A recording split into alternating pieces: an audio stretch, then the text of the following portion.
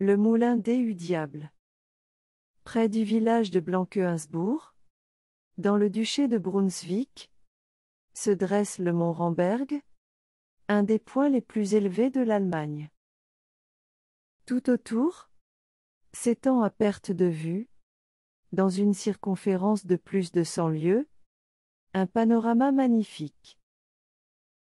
Des villes, des campagnes, des plaines, des vallées et des montagnes se succèdent à l'horizon. Mais, du haut du Ramberg, les œuvres des hommes n'apparaissent que comme des jouets d'enfants. Au sommet du mont, on trouve plusieurs blocs de granit entassés les uns sur les autres. Le peuple appelle ces pierres le moulin du diable, dénomination tirée d'une ancienne légende à laquelle nous allons consacrer quelques lignes. Au pied du Ramberg, dans la vallée, demeurait autrefois un meunier, qui possédait pour toute richesse un vieux moulin et une nombreuse famille. Le moulin était encaissé dans la montagne de telle façon que le vent n'en faisait que rarement tourner les ailes. Les moulins, aux environs, se démenaient jour et nuit, et, tandis que leur maître s'enrichissait, le pauvre père de famille devenait de plus en plus misérable. Moi, je ne comprends pas, disait-il sans cesse en soupirant, que mes parents aient eu l'idée de construire un moulin dans cet endroit. Pourquoi ne l'ont-ils pas placé plutôt sur le haut de la montagne ? Mais le moulin restait toujours dans son coin, les bras immobiles. Et les enfants demandaient du pain. Un soir que notre homme, triste et découragé, errait au hasard dans la campagne, il se trouva tout à coup, sans s'en douter, au sommet du Ramberg. Le vent faisait tourbillonner les feuilles jaunes dans l'air, les nuages fuyaient rapidement, laissant à peine le temps à la lune de se montrer dans leurs déchirures. C'était précisément un temps comme il en fallait pour faire tourner un moulin, aussi le meunier se disait-il comme d'habitude. Quel malheur! Pourquoi le mien n'a-t-il pas été construit ici? Moi? C'est vrai, répondit une voix derrière lui. C'eût été une fameuse idée. Moi? Que voulez-vous dire? Demanda le meunier en se tournant vers un individu qu'il vit assis sur une pierre, à peu de distance de lui. Moi? Simplement, que si l'on avait été assez avisé pour placer ton moulin ici plutôt que dans la vallée, il aurait marché admirablement. Et tes enfants ne mourraient pas de faim. Le meunier tressaillit. Moi?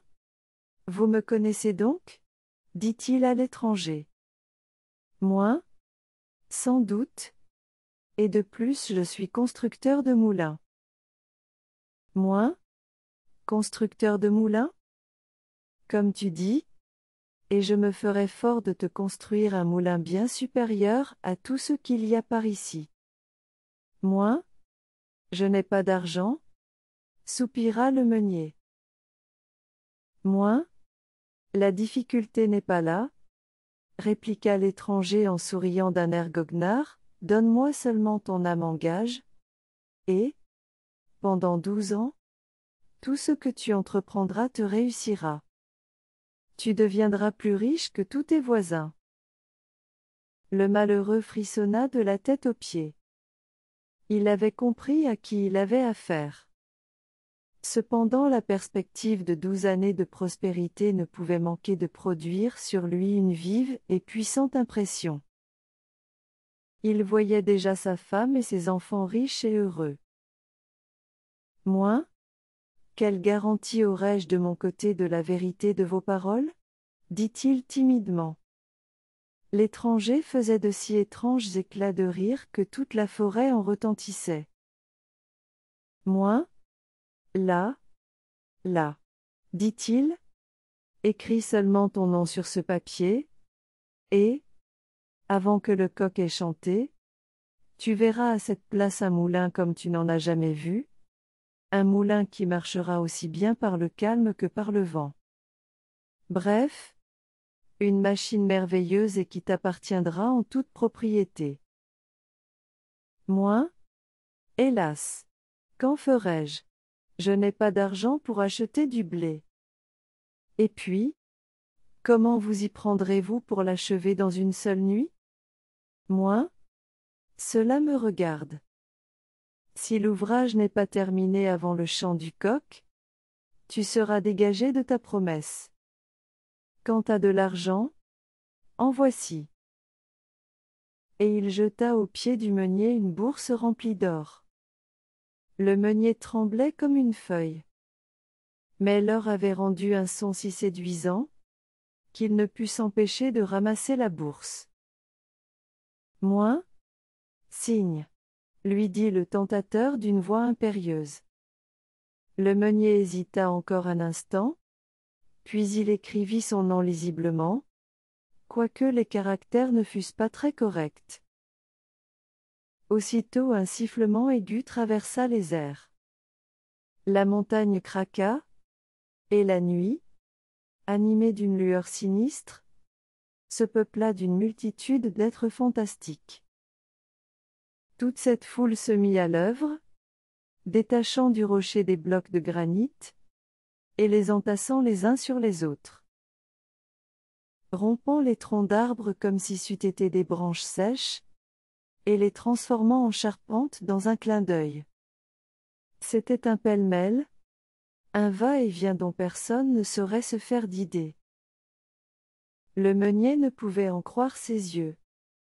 La construction avançait rapidement, et l'anxiété à laquelle il était en proie augmentait à proportion. Voilà le toit posé, voilà les ailes attachées.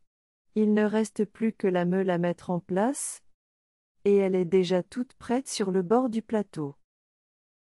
Le meunier sentit le cœur lui manquer.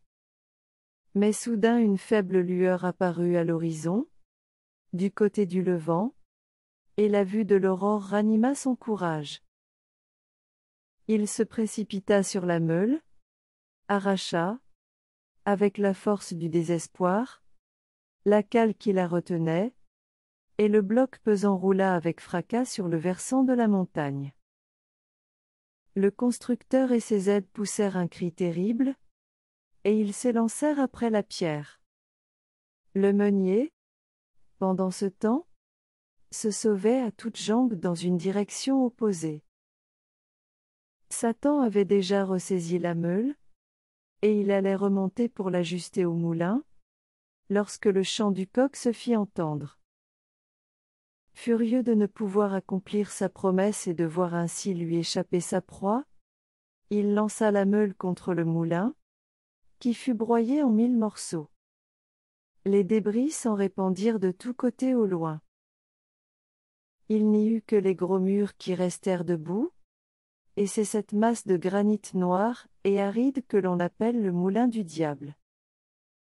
Le meunier, après s'être ainsi tiré des griffes de Satan, retourna auprès de sa famille.